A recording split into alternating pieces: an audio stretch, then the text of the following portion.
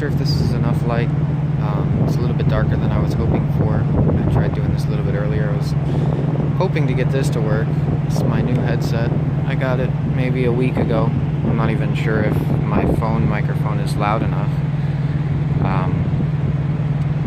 But yeah, it's a pain in the butt trying to get a Bluetooth microphone to work while recording video. And it just ended up getting a little bit darker than I had hoped to record this in. But just wanted to get a video out here. I got some information, a good amount I want to talk about. I'm not sure if I mentioned this in the last video, but I actually got a free hat once you finish your training and you get your CDL. Prime gives you a free hat, and I got a really nice one. If you can see it here. Excuse me. It just says Prime on it, and it has the reefer division.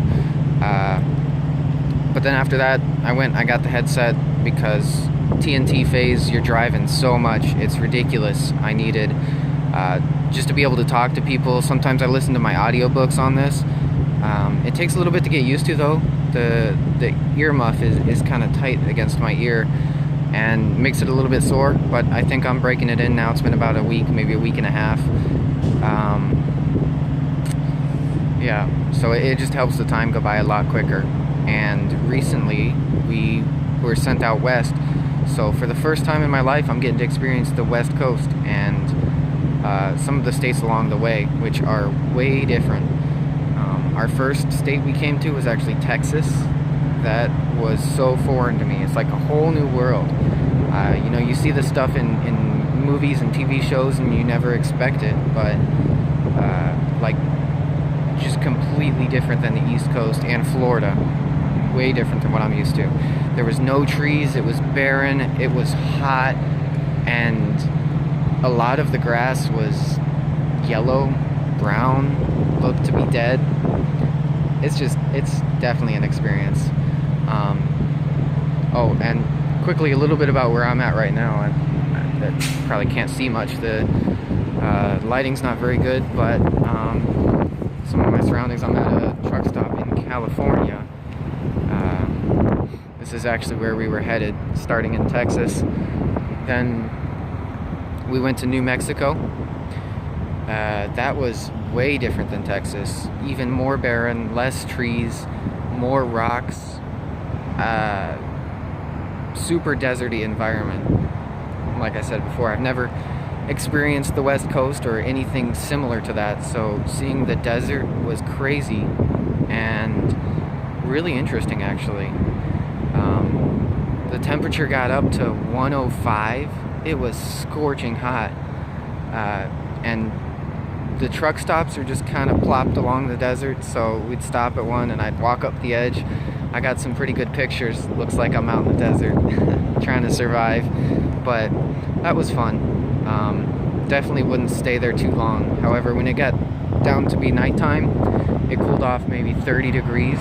It was really cool, really nice, and I could definitely spend more time in the desert at night. We moved on to Arizona. It was pretty similar to New Mexico, just maybe not as rocky. And we actually saw a couple fires. One of them looked like maybe a truck or a car went off a bridge and caused a huge fire underneath it. Another one, there was a trailer, a guy in a truck hauling a trailer, and one of the tires went out, ended up sparking up and making a fire on the side of the road. That was pretty interesting. We actually called the fire department to let them know because it was really windy, and in Arizona the grass is all like straw. It just poof, light up real quick. Then we got to California. It was still really hot in California because then you're coming into the Mojave Desert. But it wasn't bad. We got up north a little more and it cooled off definitely a lot. Right now, like today I think the highest was 80 degrees, 80s, mid 80s, upper 80s.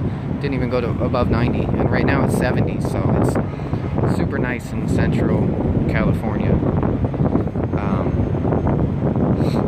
another thing I forgot to mention, when we were in Texas, we went to the Big Texan. That was an awesome steakhouse. They had really good steak there. I got the filet mignon, and oh, it was to die for. But they also have a challenge there where you get a free 72-ounce steak, but you have to complete it in 1 hour or less, and you also have to complete the sides that they give you. One person tried it while I was there, and he didn't even get through half of the steak. It's ridiculous how big it is.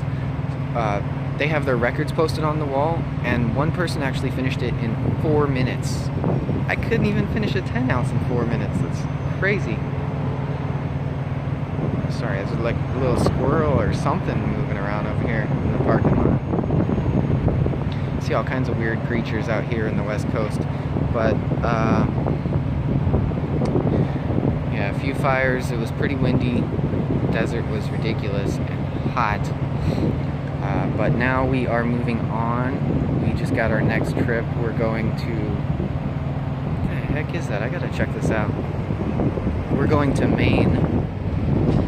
And... we're going to Maine, which is about 3,400 miles away. And that's going to be a really long trip. That's my first long trip.